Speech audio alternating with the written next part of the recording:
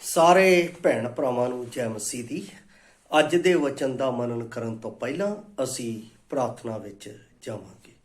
ਦਿਆਲੂ ਪ੍ਰਭੂ, ਅਸੀਂ ਤੇਰਾ ਧੰਨਵਾਦ, ਤੇਰੀ ਮਹਿਮਾ, ਤੇਰੀ ਵਡਿਆਈ ਕਰਦੇ ਹਾਂ। ਨਿਤ ਪ੍ਰਤੀ ਦਿਨ ਤੇਰਾ ਵਚਨ ਸਾਨੂੰ ਪਰਮੇਸ਼ਰ ਪਿਤਾ ਆਪਣੇ ਰਾਜ ਦਾ ਚੱਲਣ ਦਾ ਰਾਹ ਦਿਖਾਉਂਦਾ ਹੈ ਔਰ ਸਾਡੇ ਜੀਵਨ ਨੂੰ ਜਿਸ ਰਾਹ ਉੱਤੇ ਚੱਲਣਾ ਹੈ ਉਸ ਦੇ ਲਈ ਸਾਡੀ ਅਗਵਾਈ ਕਰਦਾ ਹੈ। ਪਰਮੇਸ਼ਰ, ਅਸੀਂ ਉਸ ਦੇ ਲਈ ਧੰਨਵਾਦ ਕਰਦੇ ਹਾਂ। ਅੱਜ ਦੇ ਦਿਨ ਦੇ ਵਿੱਚ ਆਪਣੇ ਵਚਨ ਦੀ ਪਰਮੇਸ਼ਰ ਪਿਤਾ ਸਾਨੂੰ ਸਿੱਖਿਆ ਦੇ ਕੇ ਦਿਨ ਪ੍ਰਤੀ ਦਿਨ ਸਾਡੇ ਵਿੱਚ ਜੋ ਵਿਕਾਰ ਹੈ, ਕਮੀਆਂ ਹੈ, ਉਹਨਾਂ ਨੂੰ ਦੂਰ ਕਰਕੇ ਪਰਮੇਸ਼ਰ ਪਿਤਾ ਆਪ ਦੇ ਵਚਨ ਵਿੱਚ ਜੈਵੰਤ ਹੋ ਕੇ ਚੱਲਣ ਦੇ ਲਈ ਸਾਡੀ ਮਦਦ ਕਰ, ਤਾਂ ਕਿ ਤੇਰੇ ਨਾਮ ਦੀ ਮਹਿਮਾ, ਤੇਰੇ ਨਾਮ ਦੀ ਵਡਿਆਈ ਸਾਡੇ ਵਿੱਚ ਅਧਿਕਾਰੀ ਨਾਲ ਹੋ ਸਕੇ ਔਰ ਤੇਰਾ ਹੀ ਨਾਮ ਸਾਡੇ ਜੀਵਨ ਵਿੱਚ ਉੱਚਾ ਹੋਵੇ। ਤੂੰ ਕਿਰਪਾ ਦਾ ਸਾਗਰ, ਦਇਆ ਦਾ ਖਨੀ ਸਾਡੇ ਵਿੱਚ ਸਭ ਪ੍ਰਕਾਰ ਦੀ ਭਲਾਈ ਨੂੰ ਪ੍ਰਗਟ ਕਰਦਾ ਹੈ।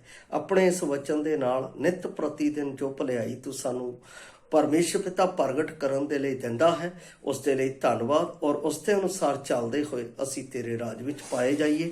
ਅਜਿਹਾ ਹੋਣ ਦੇ ਲਈ ਮਦਦ ਕਰ। ਅੱਜ ਦੇ ਵਚਨ ਨੂੰ ਔਰ ਅੱਜ ਦੇ ਵਚਨ ਦੇ ਸੁਣਨ ਵਾਲੇ ਭਾਈ ਭੈਣਾਂ ਨੂੰ ਤੇਰੇ ਹੱਥਾਂ ਵਿੱਚ ਸੌਂਪਦੇ ਹੋਏ ਬੇਨਤੀ ਮੁਕਤੀ ਦਾ ਤੇ ਪ੍ਰਭੂ ਯਿਸੂ ਮਸੀਹ ਦੇ ਪਵਿੱਤਰ ਤੇ ਸਮਰਥੀ ਨਾਮ ਵਿੱਚ ਮੰਗਦੇ ਹਾਂ, ਆਮੀਨ।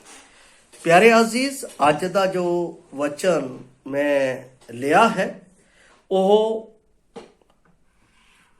ਇਬਰਾਨੀਆਂ ਦੀ ਪੁਸਤਕ 4 ਅਧਿਆਏ ਉਸ ਦੀ 12 ਆਇਤ ਦੇ ਵਿੱਚੋਂ ਲਿਆ ਹੈ ਔਰ ਇਹ ਵਚਨ ਜੋ ਹੈ ਇੱਥੇ ਲਿਖਿਆ ਹੈ, ਕਿਉਂ ਜੋ ਪਰਮੇਸ਼ਰ ਦਾ ਵਚਨ ਜਿਉਂਦਾ ਅਤੇ ਗੁਣਕਾਰ ਅਤੇ ਹਰੇਕ ਦੋ ਧਾਰੀ ਤਲਵਾਰਾਂ ਨਾਲੋਂ ਤਿੱਖਾ ਹੈ ਅਤੇ ਜੀਵ ਅਤੇ ਆਤਮਾ ਨੂੰ ਆਰ ਪਾਰ ਬੰਦ ਅਤੇ ਗੁੱਦੇ ਨੂੰ ਅੱਡੋ ਅੱਡ ਕਰਕੇ ਵਿੰਨ ਸੁੱਟਦਾ ਹੈ, ਮਨ ਦੀਆਂ ਵਿਚਾਰਾਂ ਅਤੇ ਧਾਰਨਾ ਨੂੰ ਜਾਂਚ ਲੈਂਦਾ ਹੈ।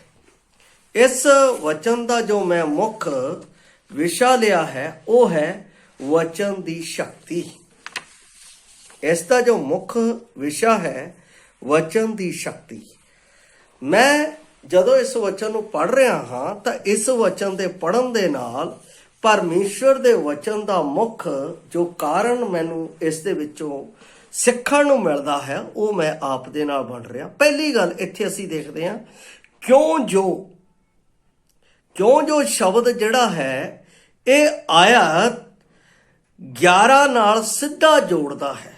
ਜਦੋਂ ਅਸੀਂ 11 ਆਇਤ ਨੂੰ ਪੜ੍ਹਦੇ ਹਾਂ ਤਾਂ ਲਿਖਿਆ, ਸੋ ਆਓ ਅਸੀਂ ਉਸ ਦੇ ਆਰਾਮ ਵਿੱਚ ਵੜਨ ਦਾ ਯਤਨ ਕਰੀਏ, ਭਾਈ ਕੋਈ ਉਹਨਾਂ ਵਾਂਗੂ ਅਣਆਗਿਆਕਾਰੀ ਦੇ ਕਾਰਨ ਡਿੱਗ ਨਾ ਪਵੇ।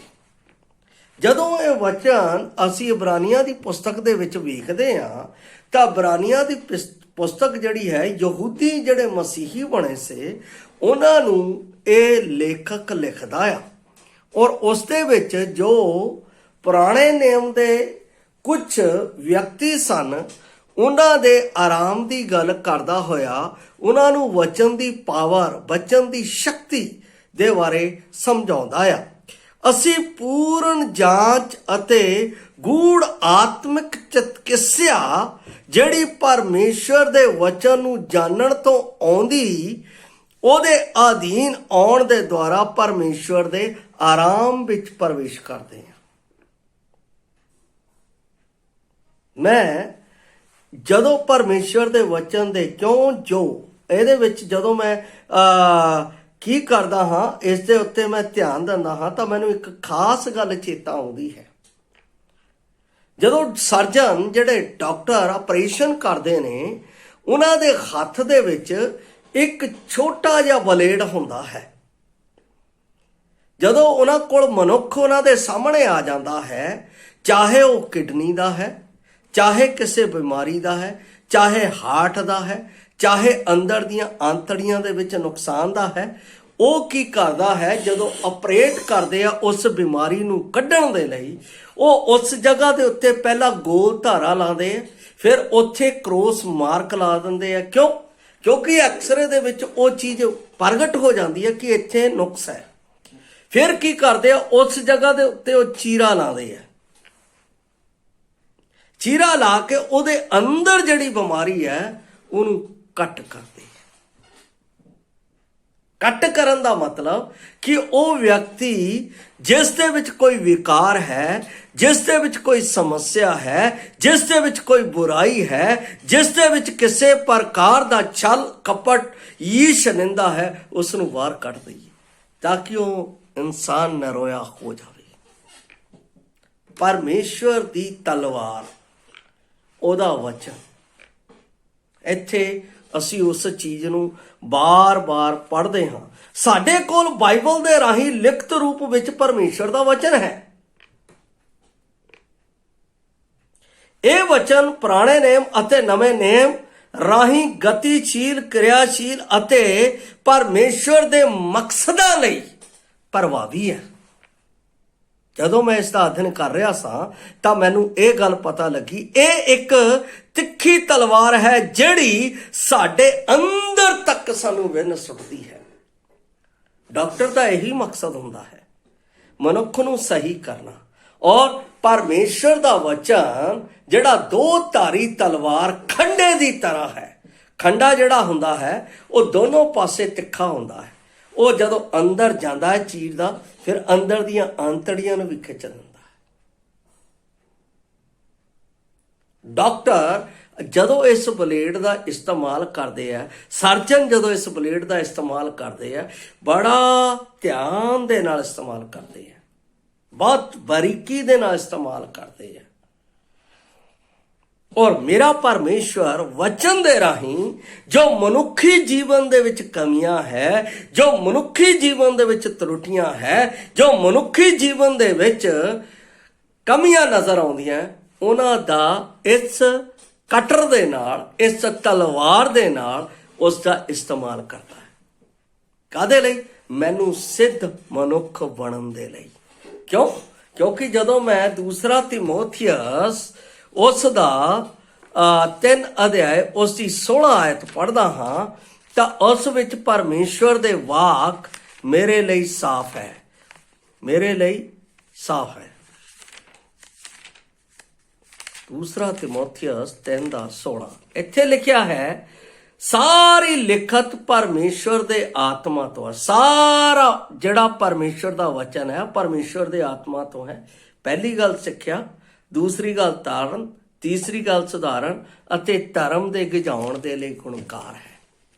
ਇਹਦਾ ਮਤਲਬ ਪੌਲਸ ਜਦੋਂ ਇਸ ਇਬਰਾਨੀਆਂ ਦੀ ਪੁਸਤਕ ਨੂੰ ਯਹੂਦੀ ਮਸੀਹਾਂ ਨੂੰ ਲਿਖ ਰਿਹਾ ਸੀ, ਜਿਹੜੇ ਯਹੂਦੀ ਲੋਕ ਉਹਨਾਂ ਨੂੰ ਭਟਕਾ ਰਹੇ ਸੀ, ਉਹਨਾਂ ਨੂੰ ਦੱਸ ਰਿਹਾ ਹੈ ਕਿ ਪਰਮੇਸ਼ਰ ਦਾ ਵਚਨ ਦੋ ਧਾਰੀ ਤਲਵਾਰ ਨਾਲੋਂ ਤਿੱਖਾ।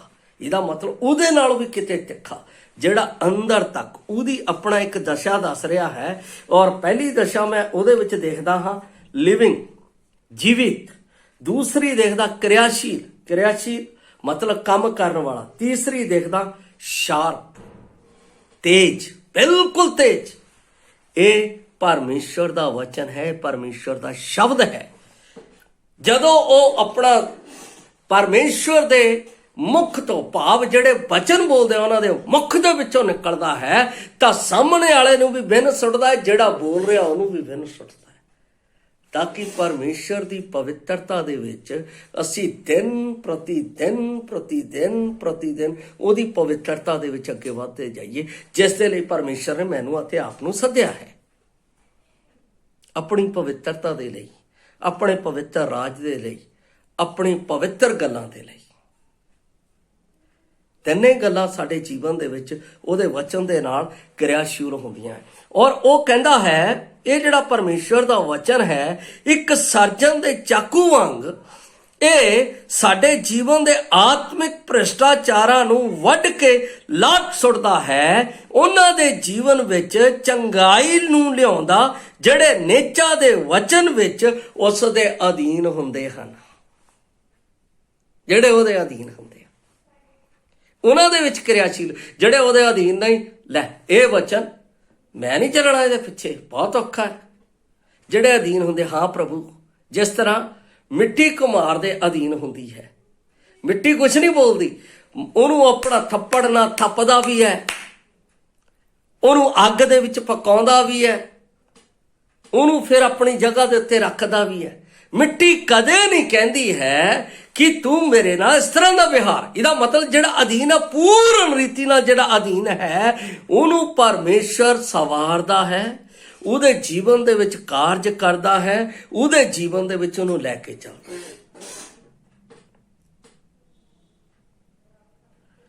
ਪਰਮੇਸ਼ਵਰ ਇੱਕ ਉਹਦਾ ਜਿਹੜਾ ਸ਼ਬਦ ਹੈ, ਇੱਕ ਤਲਵਾਰ ਦੀ ਤਰ੍ਹਾਂ ਹੈ, ਤਿੱਖੀ ਤਲਵਾਰ ਦੀ ਤਰ੍ਹਾਂ ਹੈ। ਜੇ ਤੁਸੀਂ ਸਹਿਨ ਕਰ ਸਕਦੇ ਹੋ ਤਾਂ।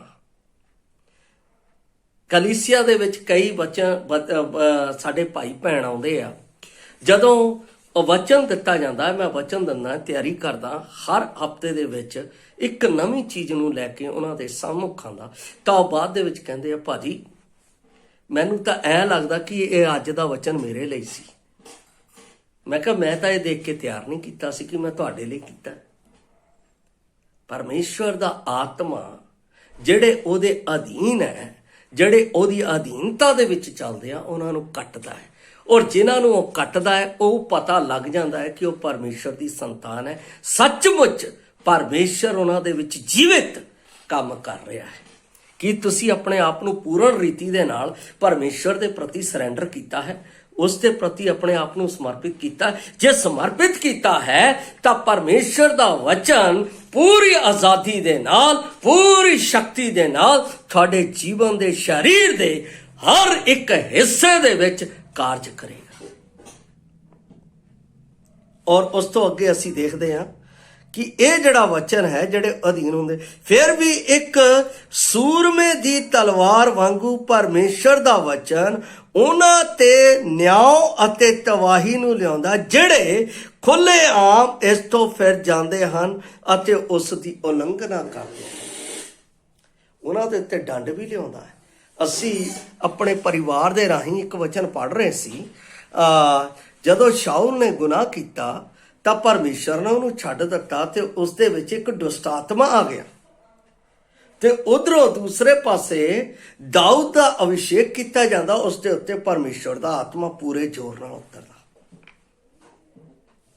ਜਦੋਂ ਦਾਊਦ ਦੇ ਉੱਤੇ, ਸ਼ਾਉਲ ਦੇ ਉੱਤੇ ਦੁਸ਼ਟ ਆਤਮਾ ਆਇਆ, ਉਸ ਨੂੰ ਸਤਾਉਂਦਾ ਸੀ, ਉਸਨੇ ਕਿਹਾ ਕਿ ਕਿਸੇ ਨੂੰ ਲੈ ਕੇ ਆਓ ਜਿਹੜਾ ਮੈਨੂੰ ਆਪਣਾ ਇਸ ਆਤਮਾ ਤੋਂ, ਇਸ ਦੁਸ਼ਟ ਆਤਮਾ ਤੋਂ ਸ਼ਾਂਤੀ ਦੇਵੇ, ਆਰਾਮ ਦੇਵੇ। ਤਦ ਉਹਨਾਂ ਨੇ ਦਾਊਦ ਨੂੰ ਲਿਆਂਦਾ, ਜਿਹੜਾ ਬਹੁਤ ਅੱਛੀ ਵੀਣਾ ਵਜਾਉਂਦਾ ਸੀ, ਸਾਰੰਗੀ। 10 ਤਾਰ ਵਾਲੀ ਸਾਰੰਗੀ ਕੋਈ ਨਹੀਂ ਵਜਾਉਂਦਾ, ਪਰ ਲੇਕਿਨ ਦਾਊਦ ਵਜਾਉਂਦਾ ਸੀ, ਪਰਮੇਸ਼ਰ ਦਾ ਭਗਤ। ਜਦੋਂ ਉਹ ਆਪਣਾ ਲਿਆਂਦਾ ਗਿਆ, ਜਦੋਂ ਵਜਾਉਂਦਾ ਸੀ, ਪਰਮੇਸ਼ਵਰ ਦੇ ਗੀਤ ਗਾਉਂਦਾ ਸੀ, ਤਾਂ ਉਹ ਭੱਜ ਜਾਂਦਾ ਸੀ ਅਤੇ ਉਹਨੂੰ ਆਰਾਮ ਮਿਲ ਜਾਂਦਾ ਸੀ। ਜਿਹੜੇ ਲੋਕ ਪਰਮੇਸ਼ਵਰ ਦੇ ਕੋਲੋਂ ਬੇਮੁਖ ਹੋ ਜਾਂਦੇ ਆ, ਉਹਦੇ ਵਚਨ ਦੀ ਉਲੰਘਣਾ ਕਰਦੇ ਆ, ਇਹ ਪਰਮੇਸ਼ਵਰ ਦਾ ਵਚਨ ਉਹਨਾਂ ਨੂੰ ਵੀ ਵੱਢਦਾ ਅਤੇ ਕੱਟਦਾ ਅਤੇ ਉਹਨਾਂ ਨੂੰ ਸਹੀ ਰਸਤੇ ਤੇ ਲਿਆਉਣ ਦੇ ਲਈ ਉਹਨਾਂ ਦੇ ਵਿੱਚ ਕਰੇ। ਜੇ ਉਹ ਨਹੀਂ ਹਟਦੇ ਆ, ਨਹੀਂ ਮੰਨਦੇ ਆ, ਤਾਂ ਉਹਨਾਂ ਨੂੰ ਨਿਆਂ ਦੇ ਲਈ ਅਜਿਹੀ ਜਗ੍ਹਾ ਦੇ ਉੱਤੇ ਰੱਖ ਦਿੰਦਾ। ਜਦੋਂ ਪ੍ਰਭੂ ਆਵੇਗਾ ਤਾਂ ਉਹਨਾਂ ਦੇ ਨਿਆਂ ਦੇ ਨਾਲ ਉਹਨਾਂ ਨੂੰ ਉਸ ਬਲਦੀ ਹੋਈ ਅੱਗ ਦੇ ਵਿੱਚ ਝੋਂਕ ਦੇਵੇਗਾ। ਇਹ ਨਿਆਂ ਦੀ ਗੱਲ ਹੈ। ਪਰ ਮੈਂ ਕੁਝ ਗੱਲਾਂ ਆਪ ਦੇ ਨਾਲ ਜੋ ਮੇਰੇ ਕੋਲ ਪ੍ਰਪੇਅਰ ਹੈ। ਪਰਮੇਸ਼ਰ ਦਾ ਵਚਨ ਸਾਡੀ ਇੱਕੋ ਇੱਕ ਆਸ ਹੈ। ਰੱਬ ਦੇ ਵਾਅਦਿਆਂ ਦੀ ਖੁਸ਼ਖਬਰੀ, ਉਸ ਦੇ ਨਿਰਣੇ ਅਤੇ ਚੇਤਾਵਨੀ ਕਾਫੀ ਤਿੱਖੀ ਅਤੇ ਕਾਫੀ ਜੀਵੰਤ ਅਤੇ ਕਾਰਜਸ਼ੀਲ ਹਨ, ਜੋ ਮੇਰੇ ਦਿਲ ਦੀ ਤਹਿ ਤੱਕ ਜਾਣ ਦੇ ਲਈ ਮੈਨੂੰ ਦਰਸਾਉਂਦੀ ਹੈ ਕਿ ਪਾਪ ਦੇ ਝੂਠ ਸੱਚਮੁੱਚ ਝੂਠ ਹਨ। ਕਈ ਵਿਅਕਤੀ ਇਦਾਂ ਦੇ ਝੂਠ ਸਾਡੇ ਕੋਲ ਆ ਕੇ ਬੋਲਦੇ ਆ ਅਸੈਂਬਲੀ ਦੇ ਵਿੱਚ, ਸਾਨੂੰ ਐ ਲੱਗਦਾ ਕਿ ਉਹ ਸੱਚਮੁੱਚ ਹੈ, ਪਰ ਪਰਮੇਸ਼ਰ ਦੀ ਤਲਵਾਰ ਜਦੋਂ ਚੱਲਦੀ ਹੈ ਤਾਂ ਉਹ ਉਸ ਝੂਠ ਨੂੰ ਜਿਹੜਾ ਉਹਨਾਂ ਨੇ ਬੋਲਿਆ ਹੁੰਦਾ ਪ੍ਰਗਟ ਕਰ ਦਿੰਦੇ। ਹਾਂ, ਮੈਂ ਗਲਤੀ ਕੀਤੀ। ਕਿਹਦੇ ਨਾਲ ਝੂਠ ਬੋਲ ਰਹੇ ਆ? ਪਰਮੇਸ਼ਰ ਦਾ ਵਚਨ ਤਾਂ ਸੈਕਿੰਡ ਨਹੀਂ ਲਾਂਦਾ। ਹਜੇ ਤੁਸੀਂ ਬੋਲ ਹੀ ਰਹੇ ਹੁੰਦੇ ਹੋ, ਉਹ ਪਹਿਲਾਂ ਹੀ ਦੱਸ ਦਿੰਦਾ ਤੁਹਾਡਾ ਝੂਠ ਹੈ, ਕਿਉਂਕਿ ਉਹਨੂੰ ਪਤਾ ਹੈ। ਦੂਸਰੀ ਗੱਲ, ਕਈ ਲੋਕ ਪਰਮੇਸ਼ਰ ਦੇ ਵਿੱਚ ਹੋ ਕੇ ਕਈ ਤਰ੍ਹਾਂ ਦੇ ਗਲਤ ਕੰਮ ਕਰਦੇ ਆ, ਉਹ ਤਲਵਾਰ ਦੱਸਦੀ ਹੈ। ਕਈ ਲੋਕ ਕੀ ਕਰਦੇ ਆ, ਗਰਭਪਾਤ, ਕੁੜੀ ਹੈ ਤਾਂ ਸੁੱਟ ਦਿਓ, ਮੁੰਡਾ ਹੈ ਤਾਂ ਰੱਖ ਲਿਓ। ਇਨ ਵਿਸ਼ਵਾਸੀਆਂ ਦੇ ਵਿੱਚ ਵੀ ਇਹ ਹੈ। ਤਾਂ ਉੱਥੇ ਪਰਮੇਸ਼ਰ ਦੀ ਤਲਵਾਰ ਚੱਲਦੀ ਹੈ ਉਹਨਾਂ ਦੇ ਉੱਤੇ। ਦੂਸਰਾ ਅਸੀਂ ਦੇਖਦੇ ਹਾਂ, ਉਹ ਧੋਖਾ ਦਿੰਦੇ ਆ। ਉਹ ਸੋਚਦੇ ਆ ਕਿ ਅਸੀਂ ਧੋਖਾ ਦੇਤਾ ਬਸ ਕਾਫੀ ਹੈ, ਸਾਡੀ ਇੱਜ਼ਤ ਹੁਣ ਬਣੀ ਹੋ। ਬਾਈਬਲ ਦੱਸਦੀ ਹੈ ਸੱਚ ਪਰਮੇਸ਼ਰ ਨੂੰ ਪਸੰਦ ਹੈ, ਝੂਠ ਉਹਦੇ ਨਜ਼ਰ ਦੇ ਵਿੱਚ ਨਫ਼ਰਤ ਅਤੇ ਪਰਮੇਸ਼ਰ ਨੂੰ ਕ੍ਰੋਧ ਦਿਵਾਉਂਦਾ ਹੈ। ਇਸ ਲਈ ਧੋਖੇ ਵਾਲਾ ਕਲੀਸਿਆ ਦੇ ਵਿੱਚ, ਕਲੀਸਿਆ ਦੇ ਪਰਮੇਸ਼ਰ ਦੇ ਅੱਗੇ ਕੋਈ ਕਾਰਜ ਨਾ ਕਰੋ, ਕਿਉਂਕਿ ਪਰਮੇਸ਼ਰ ਦਾ ਵਚਨ ਜਿਹੜਾ ਸ਼ਬਦ ਹੈ, ਜਿਹੜਾ ਦੋ ਧਾਰੀ ਹੈ, ਉਹ ਤਲਵਾਰ ਅੱਪਰੋਂ ਚੱਲਦੀ ਹੈ। ਜਦੋਂ ਮੈਂ ਪ੍ਰਕਾਸ਼ ਦੀ ਪੋਥੀ ਦਾ ਪਹਿਲਾ ਅਧਿਆਇ ਪੜ੍ਹਦਾ ਤਾਂ ਉਹਦੇ ਵਿੱਚ ਦੱਸਦਾ ਉਹਦੀ ਜੀਭ ਇੱਕ ਤਲਵਾਰ ਦੀ ਮਾਨੰਦ ਹੈ, ਜਿਹੜੀ ਬੰਦੇ ਨੂੰ ਵੱਢ ਕੇ ਸੁੱਟ ਦਿੰਦੀ ਹੈ। ਇਹ ਨਿਆਂ ਉਸ ਤਲਵਾਰ ਦੇ ਨਾਲ ਹੋਣਾ ਹੈ। ਉਸ ਤੋਂ ਬਾਅਦ ਮੈਂ ਦੇਖਦਾ ਹਾਂ ਜਿਹੜੇ ਇਹੋ ਜਿਹੇ ਕੱਪੜੇ ਪਾਉਂਦੇ ਆ, ਭੜਕੀਲੇ ਕੱਪੜੇ, ਭੜਕਾਊ ਕੱਪੜੇ, ਜਿਹਦੇ ਨਾਲ ਉਹਨਾਂ ਦੇ ਅੰਦਰ ਕਾਮ ਵਾਸਨਾ ਦੂਸਰਿਆਂ ਦੇ ਲਈ ਪੈਦਾ ਹੁੰਦੀ ਹੈ। ਪਰਮੇਸ਼ਰ ਕਹਿੰਦਾ ਅਜਿਹੇ ਲੋਕ ਵੀ ਮੇਰੇ ਸ਼ਬਦ, ਮੇਰੀ ਬਾਣੀ ਦੇ ਯੋਗ ਨੇ, ਮੇਰੀ ਬਾਣੀ ਦੇ ਯੋਗ ਨੇ। ਕਿਉਂਕਿ ਯਾਜਕ ਦੇ ਅੱਗੇ, ਯਾਜਕ ਨੂੰ ਉਸਦੇ ਕੱਪੜੇ, ਉਸਦੇ ਵਾਸਤਰ ਪਰਮੇਸ਼ਰ ਨੇ ਦੱਸੇ ਸੀ ਕਿੱਦਾਂ ਦੇ ਹੋਣੇ ਚਾਹੀਦੇ, ਸਾਦਗੀ ਦੇ, ਜਿਸ ਵਿੱਚ ਪਰਮੇਸ਼ਰ ਦੀ ਮਹਿਮਾ ਨਜ਼ਰ ਆਵੇ। ਤੇ ਅੱਜ ਸੰਸਾਰ ਦੇ ਵਿੱਚ ਇਸ ਵਚਨ ਨੂੰ ਛੱਡ ਕੇ ਪਾਸੇ ਮਾਰਿਆ ਹੋਇਆ ਹੈ। ਭੜਕਾਊ ਅਤੇ ਅਜਿਹੇ ਆਪਣਾ ਵਸਤਰ ਪਾਉਂਦੇ ਆ ਜਿਸ ਦੇ ਨਾਲ ਕਿਸੇ ਵੀ ਵਿਅਕਤੀ ਦੀ ਕਾਮ ਵਾਸਨਾ ਜਾਗਰਿਤ, ਉਹ ਆਪਣੇ ਮਨ ਵਿੱਚ ਹੀ ਪਾਪ ਕਰ ਲੈਂਦਾ ਹੈ। ਅਜਿਹੀ ਚੀਜ਼ ਨਹੀਂ ਹੋਣੀ ਚਾਹੀਦੀ, ਖਾਸ ਕਰ ਵਿਸ਼ਵਾਸੀਆਂ ਦੇ ਵਿੱਚ, ਵਿਸ਼ਵਾਸੀਆਂ ਦੇ ਜੀਵਨ ਦੇ ਵਿੱਚ। ਔਰ ਉਸ ਤੋਂ ਅੱਗੇ ਅਸੀਂ ਦੇਖਦੇ ਹਾਂ, ਕਹਿੰਦਾ ਹੈ ਬੇਈਮਾਨੀ, ਤਲਾਕ, ਬਦਲਾ, ਇਹ ਸਭ ਪਰਮੇਸ਼ਰ ਦੇ ਵਿਰੋਧ ਦੇ ਕੰਮ ਹੈ, ਉਹਦੇ ਵਚਨ ਦੇ ਵਿਰੋਧ ਦੇ ਕੰਮ ਹੈ। ਕਿਉਂਕਿ ਪਰਮੇਸ਼ਰ ਅਜਿਹੇ ਕਾਰਜਾਂ ਤੋਂ ਘਿਣ ਕਰਦਾ ਹੈ। ਲਿਵਿੰਗ ਵਰਡ, ਉਹਨੇ ਸਾਨੂੰ ਜੀਵਿਤ ਵਚਨ ਦਿੱਤਾ ਹੈ, ਮਰਦਾ ਵਚਨ ਨਹੀਂ ਦਿੱਤਾ ਹੈ। ਔਰ ਜਿਹੜਾ ਜੀਵਿਤ ਵਚਨ ਹੈ ਉਹ ਇਹਨਾਂ ਗੱਲਾਂ ਤੋਂ ਘਿਣ ਕਰਦਾ ਹੈ। ਮੇਰੇ ਪਿਆਰੇ ਅਸੀਸ, ਕਹਿੰਦਾ ਸਰੀਰ ਦੇ ਕੰਮ ਪ੍ਰਗਟ ਹਨ। ਲਿਵਿੰਗ ਵਰਡ, ਜੀਵਿਤ ਵਚਨ ਦੱਸਦਾ ਹੈ। ਇਸ ਲਈ ਅਸੀਂ ਪਹਿਲੀ ਗੱਲ ਅਜਿਹਾ ਕੰਮ ਨਾ ਕਰੀਏ ਜਿਸ ਦੇ ਨਾਲ ਮੇਰੇ ਪਰਮੇਸ਼ਰ ਨੂੰ ਮੇਰੇ ਜੀਵਨ ਤੋਂ ਘਿਣ ਪੈਦਾ ਹੋਵੇ। ਅਜਿਹਾ ਕੰਮ ਕਰੀਏ ਜਿਸ ਤੋਂ ਮੇਰਾ ਪਰਮੇਸ਼ਰ ਪ੍ਰਸੰਨ ਹੋਵੇ। ਪਰਮੇਸ਼ਰ ਪੁੱਤਰ ਨੂੰ 3 ਵਾਰ ਪਰਮੇਸ਼ਰ ਨੇ ਕਿਹਾ ਮੈਂ ਇਸ ਤੋਂ ਖੁਸ਼ ਹਾਂ। 3 ਵਾਰ ਕਿਹਾ ਹੈ। ਤੇ ਕੀ ਸਾਡੇ ਬਾਰੇ ਇਸ ਤਰ੍ਹਾਂ ਦਾ ਜੀਵਿਤ ਵਚਨ ਕਹਿੰਦਾ ਹੈ? ਸੋਚਣਾ ਹੈ, ਧਿਆਨ ਦੇਣਾ ਹੈ। ਪਰਮਾਤਮਾ ਦੇ ਵਾਅਦੇ ਦਾ ਸ਼ਬਦ ਇਹ ਹੈ ਕਿ ਸਾਡੇ ਦਿਲਾਂ ਵਿੱਚ ਸੰਤੁਸ਼ਟੀਜਨਕ ਆਨੰਦ ਦੇ ਤੌਰ ਤੇ ਪਾਪ ਦੇ ਪਰਮਾਰਾ ਤੇ ਸਵੇਰ ਦੀ ਚਮਕਦੀ ਧੁੱਪ ਦੀ ਇੱਕ ਵਿਸ਼ਾਲ ਖਿੜਕੀ ਖੁੱਲਣੀ ਚਾਹੀਦੀ ਹੈ।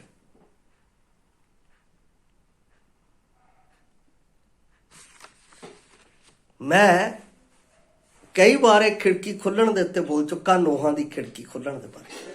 ਪਰਮੇਸ਼ਰ ਦੀ ਖਿੜਕੀ ਜਦੋਂ ਖੁੱਲੇਗੀ ਨਾ ਤੁਹਾਡੇ ਜੀਵਨ ਦੀ, ਤੁਸੀਂ ਸੋਚੋ ਕਿੱਦਾਂ ਦਾ ਹੋਵੇਗਾ। ਜੋ ਤੁਸੀਂ ਬੰਦ ਕਮਰਿਆਂ ਦੇ ਵਿੱਚ ਕੀਤਾ, ਪਰਮੇਸ਼ਰ ਦਾ ਸ਼ਬਦ ਐ ਖੋਲ ਦੇਵੇਗਾ। ਇਸ ਲਈ ਕੋਈ ਵੀ ਪਰਮੇਸ਼ਰ ਦੇ ਵਚਨ ਦੇ ਵਿਰੁੱਧ ਅਜਿਹਾ ਕੰਮ ਨਾ ਕਰੋ ਜਿਸ ਦੇ ਨਾਲ ਪਰਮੇਸ਼ਰ ਨੂੰ ਤੁਹਾਡੇ ਜੀਵਨ ਤੋਂ ਨਫ਼ਰਤ ਆਵੇ। ਕਿਉਂਕਿ ਪਰਮੇਸ਼ਰ ਦਾ ਵਚਨ ਸ਼ਕਤੀਸ਼ਾਲੀ ਹੈ। ਅਸੀਂ ਉਸ ਤੋਂ ਕੁਝ ਵੀ ਛੁਪਾ ਨਹੀਂ ਸਕਦੇ, ਅਸੀਂ ਉਸ ਦੇ ਅੱਗੇ ਕੋਈ ਵੀ ਪਰਦਾ ਪਾ ਨਹੀਂ ਸਕਦੇ। ਪਰਮੇਸ਼ਰ ਸਾਡੇ ਸਾਹਮਣੇ ਖੁੱਲੀ ਕਿਤਾਬ ਹੈ। ਉਸ ਨੇ ਸਾਡੇ ਦਿਲ ਨੂੰ ਖੋਲ ਕੇ ਰੱਖਿਆ ਹੋਇਆ ਹੈ। ਉਹਦੇ ਅੱਗੇ ਹਰ ਚੀਜ਼ ਖੁੱਲੀ ਹੋਈ ਹੈ। ਮੈਂ ਆਪ ਨੂੰ ਆਉਣ ਵਾਲੇ ਦਿਨਾਂ ਦੇ ਵਿੱਚ ਲੇਖੇ ਜੋਖੇ ਦੇ ਉੱਤੇ ਬੋਲਾਂਗਾ। ਅਕਾਊਂਟੈਂਸੀ, ਅਕਾਊਂਟ ਜਦੋਂ ਪਰਮੇਸ਼ਰ ਦਾ ਖੁੱਲਣਾ ਹੈ ਤਾਂ ਕੀ ਹੋਣਾ ਹੈ। ਪਰ ਇੱਥੇ ਪਰਮੇਸ਼ਰ ਦੇ ਵਚਨ ਦੀ ਗੱਲ ਕੀਤੀ ਜਾ ਰਹੀ ਹੈ। ਉਸ ਵਚਨ ਦੇ ਵਿਰੁੱਧ ਅਸੀਂ ਕੋਈ ਵੀ ਅਜਿਹਾ ਕੰਮ ਨਾ ਕਰੀਏ ਜਿਸ ਦੇ ਨਾਲ ਮੇਰਾ ਪਰਮੇਸ਼ਰ ਮੇਰੇ ਜੀਵਨ ਤੋਂ ਕਿਣ ਕਰੇ। ਮੈਂ ਇੱਕ ਸ਼ਬਦ ਹੈ ਜਿਹੜਾ ਪਹਿਲਾ ਕੁਰਿੰਥੀਆਂ ਉਸ ਦਾ 10 ਅਧਿਆਏ ਦੇ ਵਿੱਚ ਪਰਮੇਸ਼ਰ ਦਾ ਦਾਸ ਪੌਲਸ ਰਸੂਲ ਬੋਲਦਾ ਹੈ। ਮੈਂ ਆਪ ਦੇ ਲਈ ਉਹਨੂੰ ਪੜ੍ਹ ਰਿਹਾ ਹਾਂ, ਧਿਆਨ ਨਾਲ ਸੁਣਨਾ। ਇੱਥੇ ਲਿਖਿਆ ਹੈ 21 ਅਤੇ 22 ਹੈ, ਧਿਆਨ ਨਾਲ ਸੁਣਨਾ। ਲਿਖਿਆ ਹੈ ਤੁਸੀਂ ਪ੍ਰਭੂ ਦਾ ਪਿਆਲਾ ਨਾਲੇ ਭੂਤਾਂ ਦਾ ਪਿਆਲਾ ਦੋਵੇਂ ਨਹੀਂ ਪੀ ਸਕਦੇ। ਤੁਸੀਂ ਪ੍ਰਭੂ ਦੀ ਮੇਜ਼ ਨਾਲੇ ਭੂਤਾਂ ਦੀ ਮੇਜ਼ ਦੋਹਾਂ ਦੇ ਸਾਂਝੇ ਨਹੀਂ ਹੋ ਸਕਦੇ। ਅਸੀਂ ਕੀ ਪ੍ਰਭੂ ਨੂੰ ਅਣਖ ਦਵਾਉਂਦੇ ਹਾਂ ਕਿ ਅਸੀਂ ਉਸ ਨਾਲ ਸ਼ਕਤੀਸ਼ਾਲੀ ਹਾਂ, ਅਸੀਂ ਉਹਦੇ ਨਾਲ ਤਾਕਤਵਰ। ਅਸੀਂ ਕੀ ਸੋਚਦੇ ਹਾਂ? ਪ੍ਰਭੂ ਨੂੰ ਕੁਝ ਨਹੀਂ ਪਤਾ ਲੱਗਦਾ। ਪੌਲਸ ਰਸੂਲ ਦੱਸਦਾ ਹੈ ਪਰਮੇਸ਼ਰ ਨੂੰ ਕੋਈ ਧੋਖਾ ਨਹੀਂ ਦੇ ਸਕਿਆ। ਨਾ ਸਵਰਗਦੂਤ, ਨਾ ਕਰੂਬ, ਨਾ ਸਰਾਫੀਮ, ਨਾ ਪ੍ਰਚੀਨ, ਨਾ ਬਜ਼ੁਰਗ, ਕੋਈ ਵੀ ਉਹਨੂੰ ਧੋਖਾ ਨਹੀਂ ਦੇ ਸਕਿਆ। ਜਿਹਨੇ ਇਹ ਰਚਨਾ ਰਚੀ ਉਹਨਾਂ ਨੂੰ ਪ੍ਰਭੂ ਨੇ ਚੱਕ ਕੇ ਥੱਲੇ ਸੁੱਟ ਦਿੱਤਾ। ਇਸ ਲਈ ਪ੍ਰਭੂ ਦਾ ਵਚਨ, ਪ੍ਰਭੂ ਦਾ ਸ਼ਬਦ ਸ਼ਕਤੀਸ਼ਾਲੀ ਹੈ। ਉਸ ਦੇ ਵਿਰੁੱਧ ਅਸੀਂ ਕੋਈ ਵੀ ਕੰਮ ਨਹੀਂ ਕਰ ਸਕਦੇ। ਵਿਸ਼ਵਾਸ ਕਰਨ ਲਈ ਆਪਣੀ ਲੜਾਈ ਫਿਰ ਚੰਗੇ ਉਤਸ਼ਾਹ ਨਾਲ ਲੜਨੀ ਚਾਹੀਦੀ ਹੈ। ਪਰਮੇਸ਼ਰ ਦੇ ਵਚਨ ਨਾਲ ਲੜਨੀ ਚਾਹੀਦੀ ਹੈ, ਕਿਉਂਕਿ ਰੱਬ ਦਾ ਵਚਨ ਕਿਸੇ ਦੋ ਧਾਰੀ ਤਲਵਾਰ ਨਾਲੋਂ ਜਿਉਂਦਾ ਅਤੇ ਕਿਰਿਆਸ਼ੀਲ ਹੈ ਅਤੇ ਤਿੱਖਾ ਹੈ। ਇਹ ਪਾਪ ਦੇ ਕਿਸੇ ਧੋਖੇ ਨਾਲੋਂ ਕਦੇ ਵੀ ਡੂੰਘੇ ਪ੍ਰਵੇਸ਼ ਕਰ ਜਾਂਦਾ ਹੈ ਅਤੇ ਪ੍ਰਗਟ ਕਰਦਾ ਹੈ ਅਸਲ ਵਿੱਚ ਕੀ ਮਹੱਤਵਪੂਰਨ ਹੈ, ਅਸਲ ਵਿੱਚ ਤੁਹਾਡੇ ਅੰਦਰ ਕੀ ਹੈ, ਇਹ ਪ੍ਰਗਟ ਕਰ ਦਿੰਦਾ ਹੈ। ਇਸ ਲਈ ਵੀ ਕੇਅਰਫੁਲ, ਸਾਵਧਾਨ। ਪਰਮੇਸ਼ਰ ਦਾ ਵਚਨ ਮਹਾ ਸਰਵ ਸ਼ਕਤੀਸ਼ਾਲੀ ਵਚਨ ਹੈ। ਉਸ ਦੇ ਅੱਗੇ ਕਿਸੇ ਵੀ ਪ੍ਰਕਾਰ ਦਾ ਝੂਠ, ਕਿਸੇ ਵੀ ਪ੍ਰਕਾਰ ਦਾ ਭਿੰਨ ਭੇਦ, ਕਿਸੇ ਵੀ ਪ੍ਰਕਾਰ ਦੀ ਰੁਕਾਵਟ, ਕਿਸੇ ਵੀ ਪ੍ਰਕਾਰ ਦਾ ਪਰਦਾ ਅਸੀਂ ਨਹੀਂ ਲਾ ਸਕਦੇ। ਇਸ ਲਈ ਆਪਣੇ ਆਪ ਨੂੰ ਉਸ ਜਿਉਂਦੇ ਪਰਮੇਸ਼ਰ ਦੇ ਪ੍ਰਤੀ ਸਮਰਪਿਤ ਕਰ ਦਿਓ, ਉਸ ਦੇ ਵਚਨ ਦੇ ਪ੍ਰਤੀ ਸਮਰਪਿਤ ਕਰ ਦਿਓ। ਪ੍ਰਭੂ, ਮੈਂ ਤੇਰੇ ਸਨਮੁਖ ਹਾਂ, ਤੂੰ ਮੇਰੇ ਜੀਵਨ ਨੂੰ, ਮੇਰੇ ਅੰਤःਕਰਨ ਨੂੰ, ਮੇਰੇ ਦਿਲ ਨੂੰ, ਮੈਨੂੰ ਸੰਪੂਰਨ ਆਪਣੇ ਵਚਨ ਦੇ ਨਾਲ ਚੇਂਜ ਕਰ। ਮੈਂ ਤੈਨੂੰ ਆਪਣੇ ਆਪ ਸਪੁਰਦ ਕਰਦਾ ਹਾਂ। ਫਿਰ ਦੇਖੋ ਪਰਮੇਸ਼ਰ ਦਾ ਤੁਹਾਡੇ ਜੀਵਨ ਦੇ ਵਿੱਚ ਬਦਲਾਵ ਕੀ, ਤੁਹਾਡੇ ਚਿਹਰੇ ਦੇ ਵਿੱਚ ਇੱਕ ਨੂਰਾਨੀ ਚਿਹਰਾ ਆਏਗਾ, ਨੂਰਾਨੀ ਚਿਹਰਾ ਆਏਗਾ। ਔਰ ਉਹ ਚਿਹਰਾ ਪਰਮੇਸ਼ਰ ਦੀ ਮਹਿਮਾ ਤੁਹਾਡੇ ਜੀਵਨ ਦੇ ਵਿੱਚ ਬਣੇਗਾ। ਔਰ ਲੋਕ ਤੁਹਾਡੇ ਜੀਵਨ ਨੂੰ ਦੇਖ ਕੇ ਕਹਿਣਗੇ ਸੱਚਮੁੱਚ ਤੁਹਾਡੇ ਵਿੱਚ ਪਰਮੇਸ਼ਰ ਦਾ ਨੂਰ ਹੈ, ਉਹਦੀ ਸ਼ਕਤੀ ਤੁਹਾਡੇ ਵਿੱਚ ਕੰਮ ਕਰ ਰਹੀ ਹੈ। ਕਹਿੰਦੇ ਪਰਮੇਸ਼ਰ ਦੇ ਵਚਨ ਦੀ ਸ਼ਕਤੀ, ਪਰਮੇਸ਼ਰ ਦੇ ਵਚਨ ਦੀ ਸ਼ਕਤੀ ਅਗਰ ਤੁਹਾਡੇ ਅੰਦਰ ਹੈ ਤਾਂ ਤੁਸੀਂ ਪਰਮੇਸ਼ਰ ਦੇ ਵਚਨ ਦੇ ਲਈ ਅਣਖੀ ਹੋਵੋਗੇ। ਕੋਈ ਵੀ ਤੁਸੀਂ ਬੁਰੀ ਗੱਲ, ਕੋਈ ਵੀ ਆਪਣਾ ਬੁਰਾ ਵਿਚਾਰ, ਕੋਈ ਵੀ ਬੁਰਾ ਵਿਵਹਾਰ ਤੁਸੀਂ ਬਰਦਾਸ਼ਤ ਨਹੀਂ ਕਰ ਸਕੋਗੇ। ਤੁਹਾਡੇ ਅੰਦਰ ਪਰਮੇਸ਼ਰ ਦੇ ਵਚਨ ਦੀ ਸ਼ਕਤੀ ਜਾਗਰਤ ਹੋਣੀ ਚਾਹੀਦੀ ਹੈ। ਮੈਂ ਆਪਣੇ ਆਪ ਨੂੰ ਉਸ ਦੇ ਪ੍ਰਤੀ ਸਮਰਪਿਤ ਕਰਕੇ ਆਪਣੇ ਅੰਦਰ ਉਸ ਸ਼ਕਤੀ ਨੂੰ ਜਾਗਰਤ ਕੀਤਾ ਹੈ। ਮੈਂ ਬੁਰਾ ਨਹੀਂ ਦੇਖ ਸਕਦਾ, ਮੈਂ ਬੁਰਾ ਨਹੀਂ ਬੋਲ ਸਕਦਾ, ਮੈਂ ਬੁਰਾ ਨਹੀਂ ਸੁਣ ਸਕਦਾ, ਕਿਉਂਕਿ ਇਹ ਵਚਨ ਮੇਰੇ ਅੰਦਰ ਹੈ।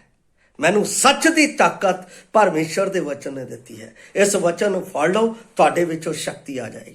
ਪਰਮੇਸ਼ਰ ਆਪ ਨੂੰ ਇਸ ਵਚਨ ਦੇ ਨਾਲ ਆਸ਼ੀਸ਼ ਦੇਵੇ। ਜੈ ਮਸੀਹ ਦੀ।